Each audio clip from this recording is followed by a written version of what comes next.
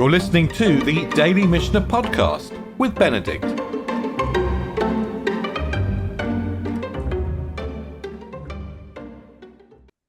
As we're heading towards the end of the 11th chapter of Nedarim, and of course the 11th chapter is the last chapter, we're dealing with the rights of a father to revoke his young daughter's vows. And the Mishnah announces, Tesha na'arot nidrahem kayamim.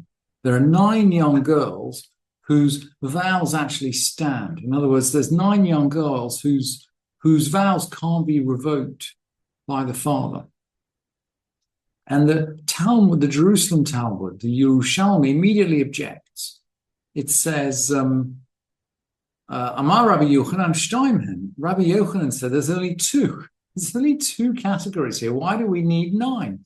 The 2, by the way, are adults and girls who marry and divorce. So when a girl marries, she leaves the domain of her father and she enters the domain of her husband. But if she then divorces, the rabbis call her an orphan in the lifetime of her father. As soon as she divorces, neither her father nor her previous husband can revoke her vow. So in other words, marriage and divorce makes her vows no longer susceptible to being revoked. And of course, if she becomes an adult, then she's not a girl anymore. So those are the 2. Rabbi Yochanan says, look, these are the 2 situations in which the girl's vow cannot be revoked. And then the Talmud goes on to ask, so why do we teach 9? And it gives this answer, to basically sharpen up the students. So this Mishnah is just an educational Mishnah. I mean, you could say all Mishnayot are educational Mishnah, but it doesn't teach anything that we don't already know. And according to Rabbi Yehuda, actually there are 3 categories. And he's going to talk about becoming an adult, becoming divorced, and actually becoming an orphan, a real orphan. Not an orphan in the sense that you're no longer in the domain of either your husband or your father, i.e. that you're married and divorced, but a real orphan in the sense that your father's dead.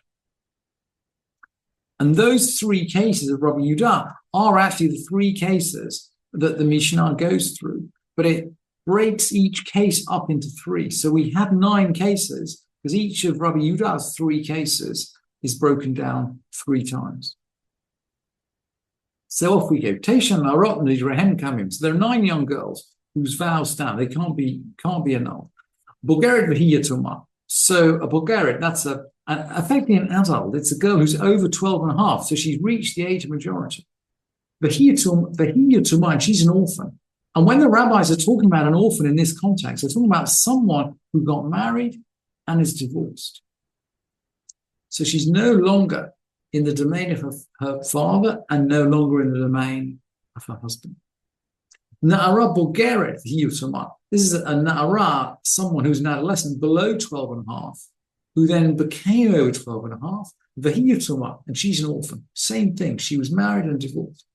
Na'ara shelo v'avda, and a na'ara shelo v'avda, an adolescent who never became an adult. So she's still below 12 and a half, v'hiyutama, but she's an orphan. In other words, she married and divorced.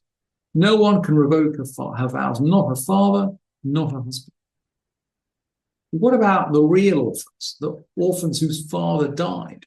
Bulgarit umetaviha, so a Bulgarit, so that's someone over 12 and a half, and her father actually died. So she's an adult, and her father isn't around anyway. Na'ara Bulgarit umetaviha. So this could be a na'ara, someone below, an adolescent below 12 and a half who became an adult and whose father died. Na'ara shelovagra umetaviha, and an adolescent who didn't become adult. So she's still below 12 and a half, but her father died. If her father died, it's a knockout. It's a knockout case. And then the third category, these are the girls who actually came into majority. Na'ara shemetaviha mishemet aviha bagra, so an adolescent whose father died, but she became adult. Bulgarit ve'aviya kayam. This is an adult whose father's still alive. Na'ara Bulgarit ve'aviya kayam. So someone who swore a vow, perhaps as a na'ara, as a below 12 and a half year old, But she became an adult and her father lives. And Rabbi Meir actually adds an extra case. Rabbi Meir Omer Af Hamasir Bito Ktana Venitalma or Nitgarsha. Also, someone who marries off his underage daughter and she becomes widowed or divorced, but she returns to him while she's still a Na'ara. She returns to him when she's still an adolescent. I actually think this is case. This is case 1C. Na'ara shelovagra. It's an adolescent. It's an adolescent, an under 12 and a half year old that didn't become an adult. V'hiyotoma. She's an orphan, i.e., she got married. And then she got divorced. And she returned to the house of her father, but her father can't revoke her vows because as soon as she's been in her own domain for even 1 hour, and that's the principle we've learned, her father can't revoke her vows. Now, we also learned earlier on in the Mishnah that a husband can revoke his wife's vows if they affect their relationship. And there are lots of examples, one way or the other. And generally, when a wife vows something related to her, let's say her parents or his parents, that doesn't affect their relationship and he can't revoke the vow. But the Mishnah brings one example where he can revoke. She swears, Kunam sheni neinet la'ava ulevavicha im osa ani al picha. That I have any benefit from my father or yours if I make anything for you. Or she swears the other way around. I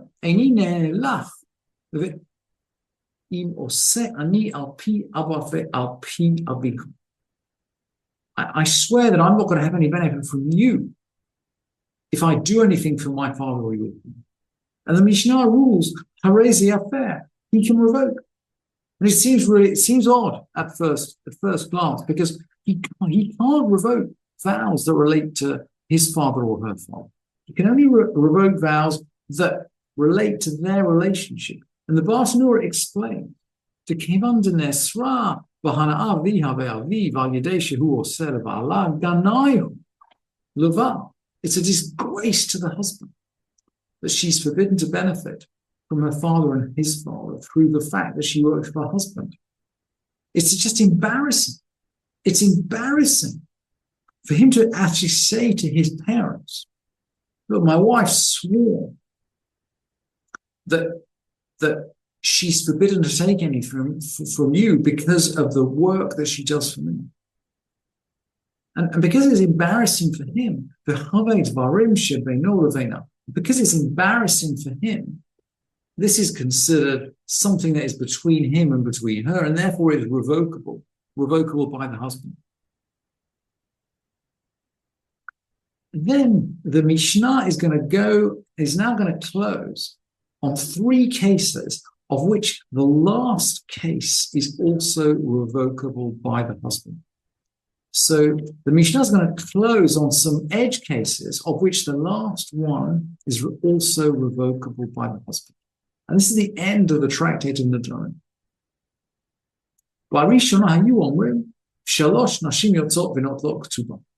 At first, they'd say that 3 women must be divorced and receive their ketubah.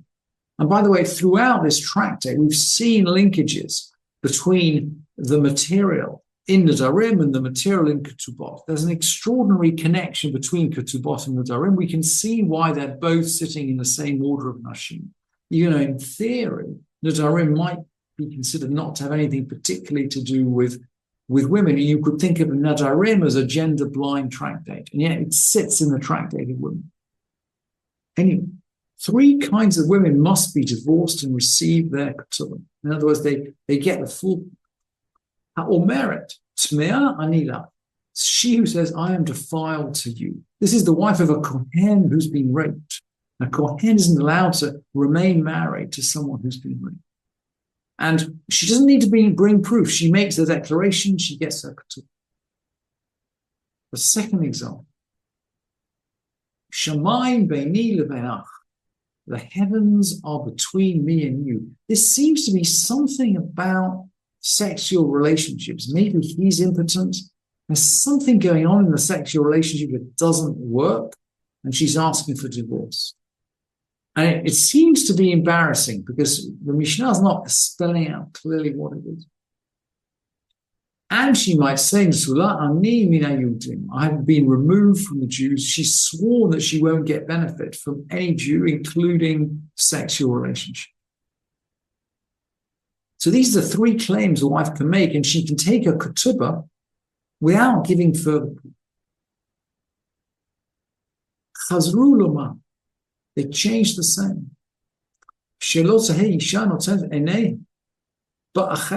They changed the saying, so a wife wouldn't set her eyes on someone else. Umakalkelet al bala, and make herself unavailable to her husband. So it just seemed to the rabbis like too easy a way for a no-fault divorce, perhaps. Interesting contrast with our thinking today. So they changed the law as follows. Ela, and we will get, by the way, to the annulment of the vow. Ela, someone who said that she's raped, if someone, a wife of a Kohen, claims to be raped, she needs to be proved. Shemaim beini levanach, heaven is between me and you. This is this kind of sexual dysfunction that we don't quite understand. Yasu derech bakasha. They try to mediate. They try to sort out the problem. Maybe this is an early version of kind of rabbinic sex therapy. And then finally, Nesula ani min hayudim, I've been removed from the Jews, i.e., I've sworn not to get any benefit, including sexual benefit, from anybody Jewish. Now the Mishnah rules. This is the end of the tractate of Nedarim. Yafer al chalko. He can annul the part of that vow that applies to him. So she still vows not to have sexual relationships with any other Jew, but he can annul the part that belongs to him. Utehei misham shato. So she can have sexual relationships with him, but she's still forbidden from all, her vow forbids her from all other Jews. So here the annulment of the vow seems to restore at least one part of their relationship, even though in principle that there might be something more fundamental at risk. And that's the end of the Masechet Nedarim. Hadran alach Masechet Nedarim v'hadrach alam. We'll return to you, Masechet Nedarim, and you will return to us. Da'atan alach Masechet Nedarim v'da'atach alam. Our mind is on you, Masechet Nedarim, and your mind is on us. La nit nashay minach Masechet Nedarim. We won't forget you, Masechet Nedarim. Velo tit nashay minach, and you will not forget us. Lo ba'alma dain, velo ba'alma de'ati. Thank you for listening to this edition of the Daily Mishnah Podcast with Benedict.